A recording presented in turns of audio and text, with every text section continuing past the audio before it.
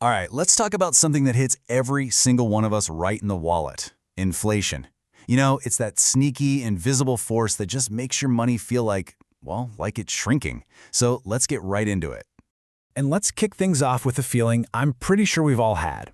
You're at the checkout, you're pumping gas, and you look at the total and just think to yourself, hang on a second, there's no way this cost so much a year ago. Sound familiar? Yeah, I thought so. Well, that feeling, that experience, it actually has a name. And that brings us perfectly into our first section here, which we're calling the shrinking wallet. And here's the thing, it's so important to get this right off the bat. You are not imagining it. This isn't just some vague feeling in your gut. No, it is a real, it's a measurable, and honestly, a super powerful economic force. And yep, that force is inflation. Okay, so with that in mind, let's dig a little deeper. Let's break down what's really going on under the hood, what economists are actually talking about when they use that word. All right, here's the textbook definition, but let's make it simple. It's a sustained rise in the general level of prices. Now, those two words, sustain and general, are absolutely key. This isn't just about the price of bananas going up for a week. We're talking about a broad increase across pretty much everything that lasts over a period of time. And the result?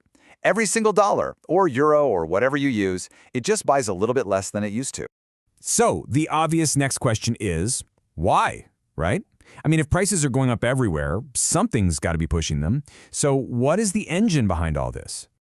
Well, it usually boils down to one of three main things. First, you've got what they call too much money chasing too few goods. Basically, the money supply goes up, but the amount of stuff to buy stays the same.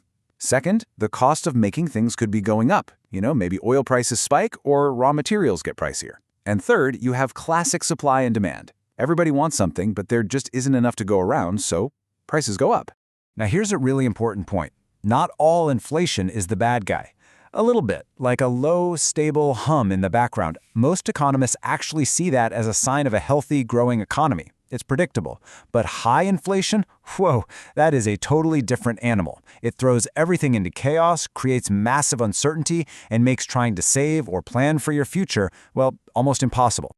And, to really grasp just how disruptive high inflation can be, we need to step away from the theory and look at a real-world example. So for our next section, we're going to dive into a place that has been dealing with this for a very, very long time, Argentina.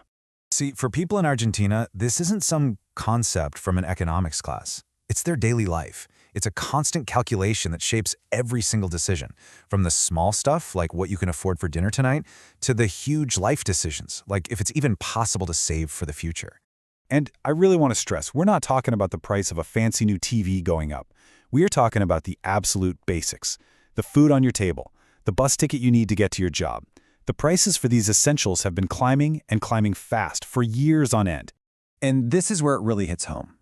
You might even get a pay raise, which sounds great, right?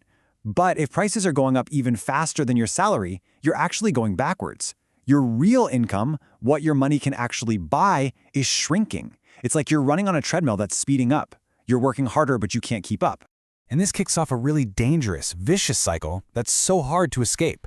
Think about it. Step 1, prices shoot up. Step 2, your money is suddenly worth less. So step 3, what do? You spend that money immediately before it loses even more value.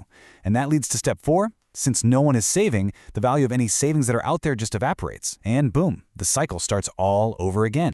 This quote really just nails the psychological shift that happens. Think about it. Saving money, which we're all taught is the smart thing to do, it suddenly becomes the dumb thing to do. The most powerful incentive you have is to get rid of your cash as quickly as possible. Why would you save for a future when you have no idea what your money will be worth tomorrow?